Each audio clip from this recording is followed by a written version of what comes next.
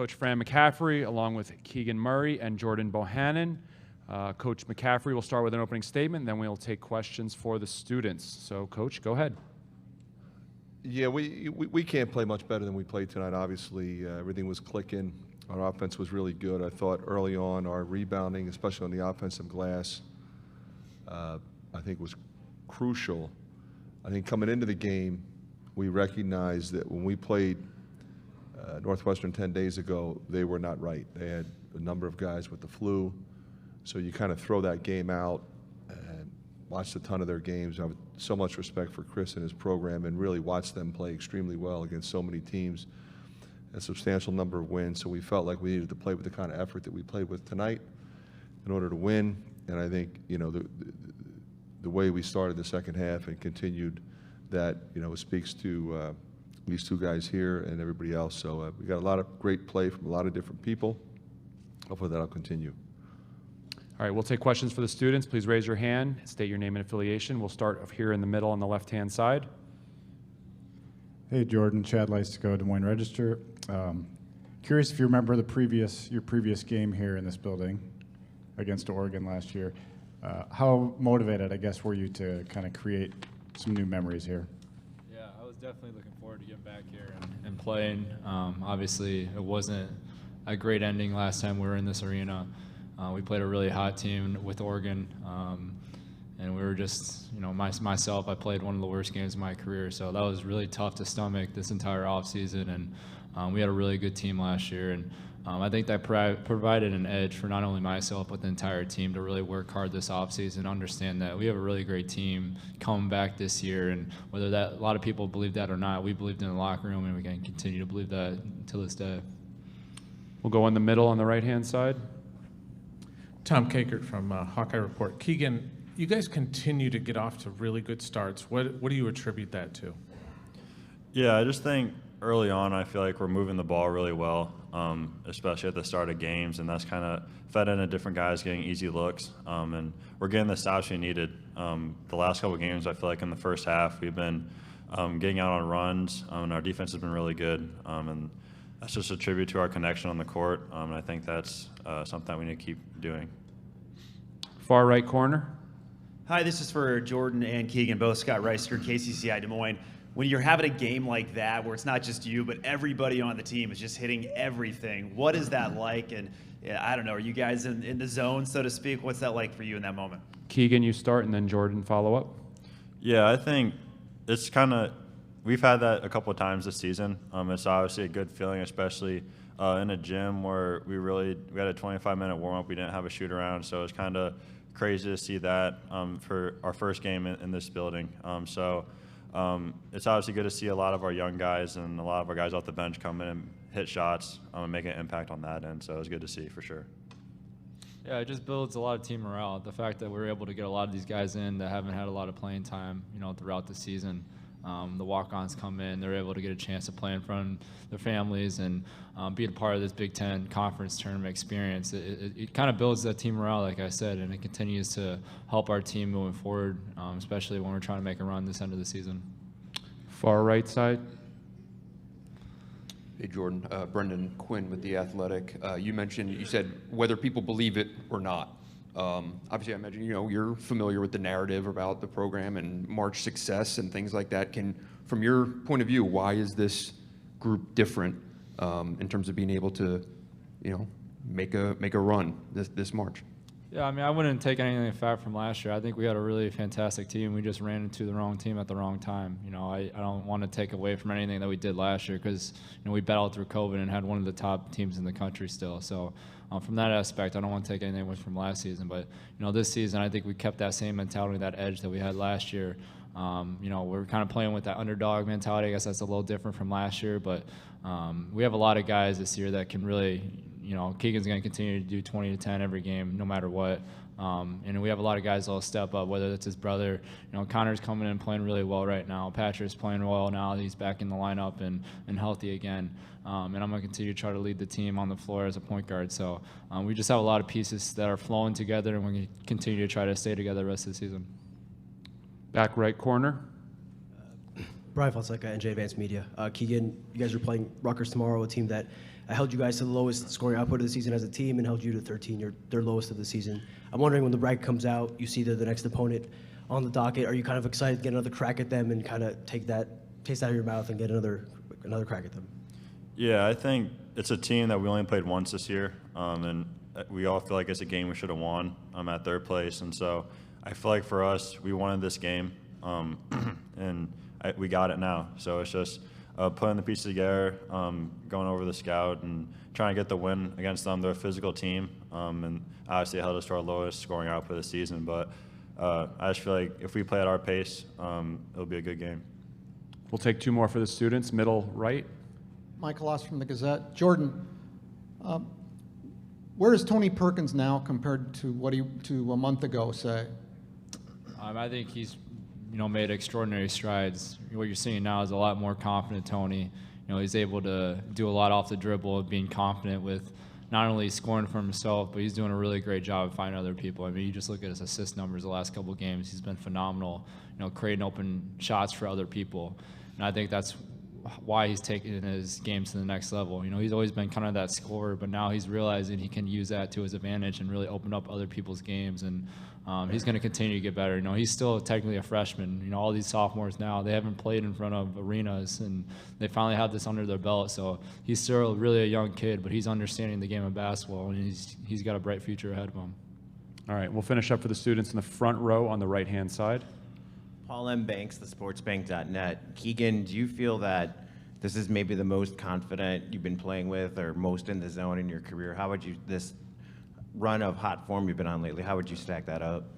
Yeah, for me, it's just not getting in foul trouble, first of all. I feel like that was kind of a struggle for me early on in the Big Ten season, and just staying on the floor as much as I can. But I feel like I'm getting my spots at the right times, and every time I step on the court, I feel like I'm the best player on the court. And so that's just kind of the mindset going to every game. I've been playing pretty well these last couple months, and so is our team. So it's just kind of contribute to them as well.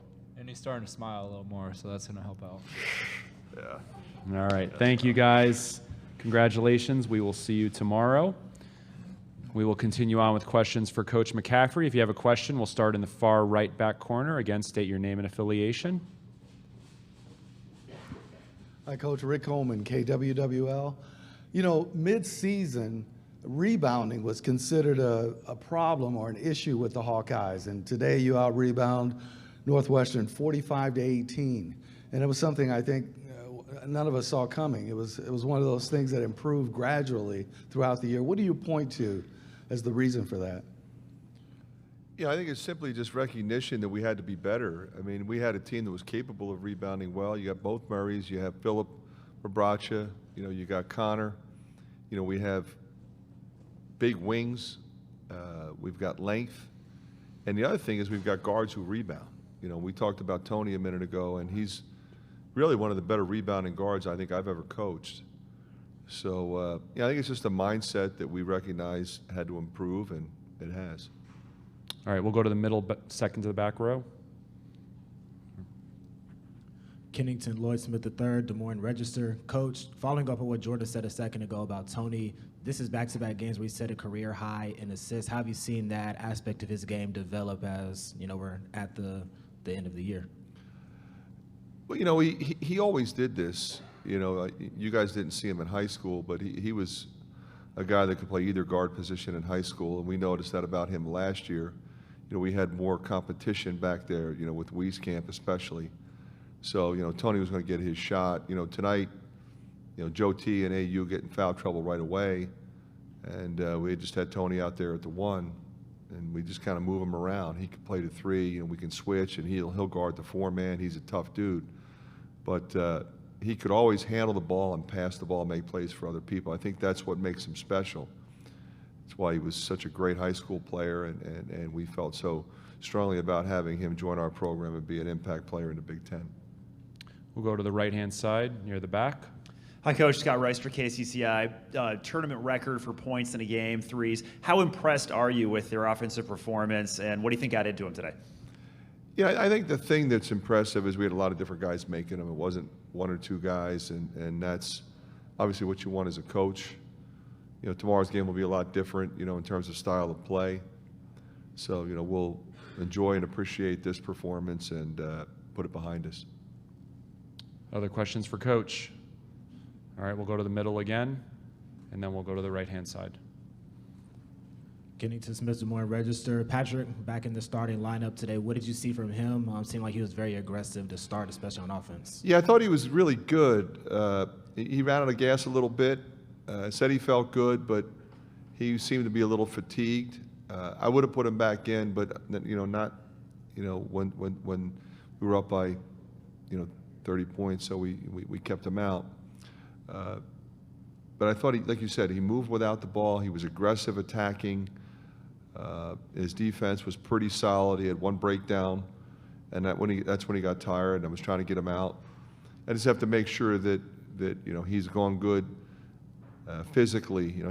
He'd been sick, and as you know, hadn't practiced and hadn't really done anything. So we didn't know what was going to happen today. So all in all, we're very pleased with him. We'll go all the way to the far right side. Brendan? Hey, Fran, Brendan Quinn with The Athletic. Jordan's talking about this group has an edge and an underdog mentality and all that stuff. You've had, 11 teams at Iowa come into the postseason. Is there anything discernibly different about the mental makeup of this group? No, I don't think so. I never really look at that kind of stuff, to be honest with you. It's not something that I discuss. It's not something I try to evaluate or identify or encourage. I have an expectation. You sign up to play in the Big Ten. You believe in yourself. I obviously believe in you. I gave you a scholarship, so you believe in yourself, and you recognize how hard it is in this league. So you just bring it every day and compete to the best of your ability. And, I felt like we had a team that was deep. I thought we had a lot of different weapons. I thought we've got length, we've got depth. I thought we had enough shooting. We had enough veteran leadership. We had some young guys who were going to have to step up. The one challenge, as I said, at Media Day, was the first team I've ever coached with, where everyone on the team was going to be in a new role. So that's always a challenge, but it's also exciting. And I think those guys have, just kind of stayed the course and believed in themselves and continue to get better. And that, I think, as a coach, that's what you hope to have, a team that stays together and keeps grinding, and that's what we've done. We'll finish with a question on the right-hand side in the back. Brian Faltzak at J Advanced Media. What happened at Rutgers obviously looked like a very different team than you have for most of the season, and especially the last month. Do you sense that there is guys in the locker room are chomping at the bit to get another crack at Rutgers, or even you? Are you excited to get another shot at Rutgers tomorrow? To be honest with you, I really don't look at it that way. If you show up in this tournament, whoever you play against, you better be ready. And anybody that you show up to play against can beat you, and we feel like anybody we show up to play against, we can beat them. So we're just trying to lock in to a game plan and play well and stay together.